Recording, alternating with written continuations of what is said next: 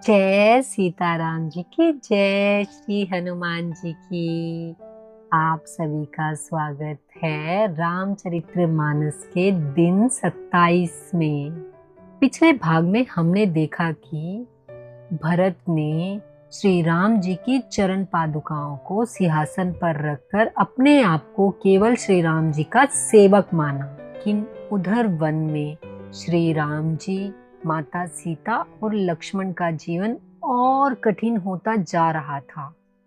One का रास्ता आसान नहीं था।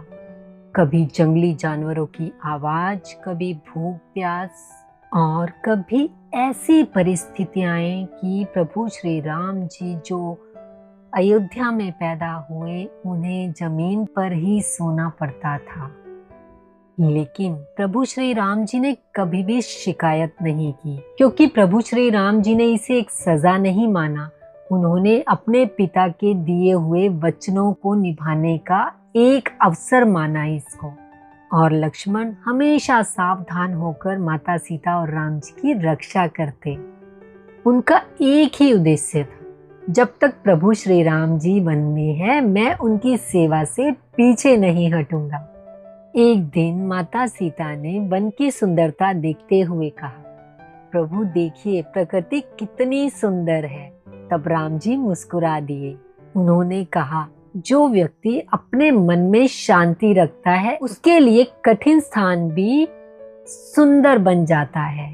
यही था प्रभु श्री राम जी का जीवन। बाहर परिस्थितियां बहुत कठिन थी, लेकिन भीतर विश्वास बहुत ही अटूट था।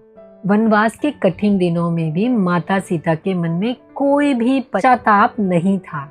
उन्होंने कभी भी ये नहीं कहा कि मैं राजमहल छोड़कर क्यों आई, क्योंकि उनके लिए श्री राम जी के साथ रहना ही सबसे बड़ा सुख था।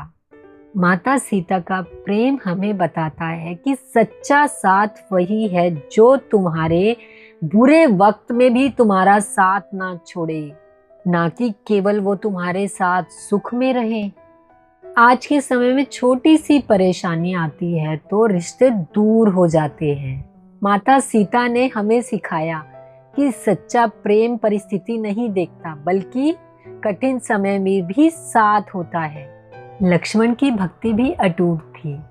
वे हमेशा दिन रात माता सीता और राम जी की सेवा में लगे रहते थे।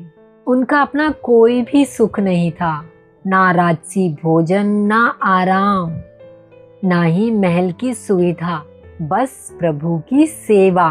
कभी वो वन में रहने के लिए स्थान देखते, कभी भोजन की सुविधा करते और कभी रात भर जागकर प्रभु श्री राम जी और माता सीता का पहरा देते। लक्ष्मण के जीवन से भी हमें एक सीख मिलती है। सेवा केवल शब्दों में नहीं होती, सेवा के लिए अपना सुख त्यागना पड़ता है। पक्षियों की मधुर आवाज सुनाई दे रही थी। माता सीता पेड़ पौधों को देखकर बहुत खुश हो रही थी। श्री राम जी शांत भाव से प्रकृति को देख रहे थे।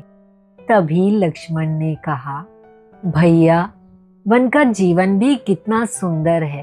तब श्री राम जी मुस्कुराए, लक्ष्मण सुंदरता कभी स्थान में नहीं होती, सुंदर मन की दृष्टि में होती है। ये बात हमारे जीवन में बहुत बड़ी सीख है। हम अवसर खोजते हैं, जब पैसा आएगा तब खुशी मिलेगी, जब घर बड़ा होगा तो सुख मिलेगा, जब मेरी समस्या खत्म होगी तो मैं खुश हो जाऊंगा। लेकिन श्री राम जी का जीवन हमें बताता है, खुशी कभी परिस्थिति से नहीं आती, बल्कि हमारे दृष्टिकोण से आती है। उधर अयोध्या में नंदीग्राम में रहते हुए भरत का जीवन, राजकुमार होकर भी वो एक तपस्वी की तरह ही रहते थे। सुबह उठते, प्रभु श्री राम की चरण पादुकाओं को प्रणाम करते और फिर राज्य के कार्यों में लग जाते।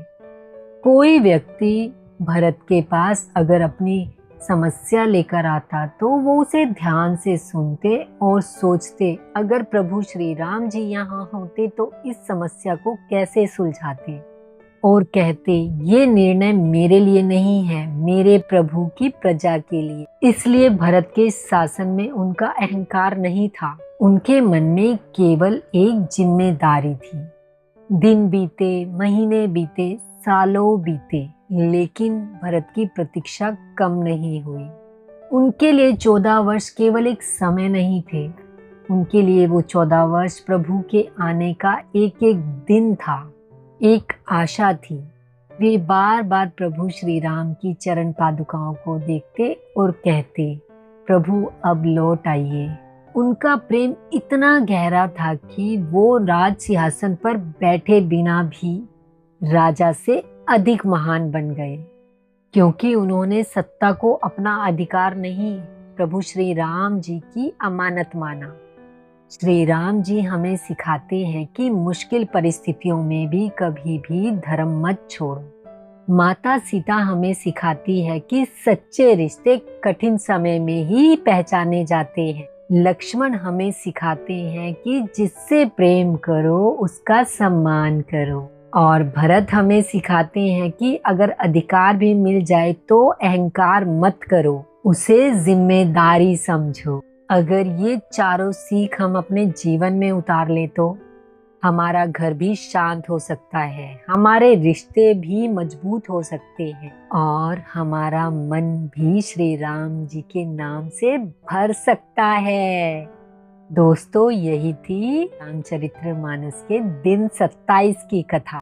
अगर आपको ये कथा पसंद आई हो तो कमेंट में लिखिए, हे प्रभु मेरे जीवन में भक्ति, धैर्य और शक्ति बनाए रखना।